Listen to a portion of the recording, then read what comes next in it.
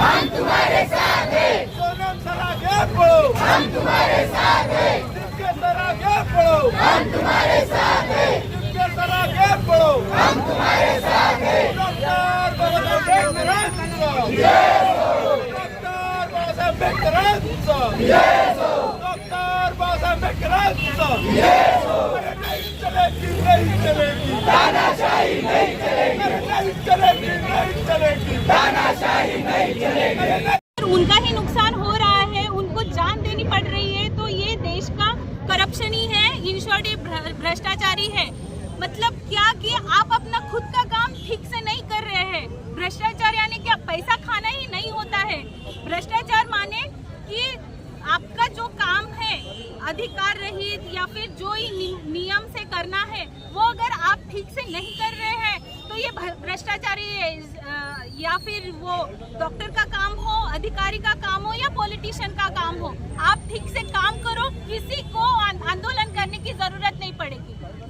आम्ही जमलो लोकशाहीच्या संरक्षणासाठी। आम्ही जमलो जो 30 दिवसापासून उपाशी आहे, 60 वर्षाचा वृद्ध गरीब लेकरांच्या भविष्यासाठी आम्ही जमलो, त्याच्या संरक्षणासाठी। आम्ही जमलो दलित वस्तीतला एक मुलगा जो अमेरिकेला चांगला आपलं सुवर्ण आयुष्य जगत होता, तो आपल्या गरीब मुलांच्या भविष्यासाठी आपल्या महाराष्ट्राच्या मातीतला दिल्ली हातरवली त्या विद्यार्थ्याच्या किंवा त्या व्यक्तीच्या सुरक्षेसाठी आम्ही इथे जमलेलो आहोत। आज आमच्या मनाला थोडंसं काही ना होईना आम्ही दिल्लीला जाऊ शकलो नाही, पण मनाला समाधान आहे की नाही आम्ही वांगचूक सर आणि दीपके सर यांच्या काही ना काहीतरी आम्ही त्यांच्या कार्यात थोडंसं तीळ मात्र आमचा सहभाग आहे। याच्यासाठी विषय आहे किंवा आता काय ट्रान्सफरची केली, आम्ही हेलिकॉप्टर आणतो, विमानानं आणतो, आता तुम्ही काहीही आणा, पण 20 विद्यार्थी गेले, त्यांच्या आई वडिलांचं जे समोरचं फ्युचर आहे ते संपलं, ते जगून काय करणार आहे याची जबाबदारी कोण घेणार आहे? सरकार ते 20 लेकरं आणून देणार आहेत का? हे जे 20 कुटुंब हे अस्ताव्यस्त झाले, दुःखाच्या डोंगरात पडलेले आहे, त्या डोंगरातून सरकार काढणार आहे का?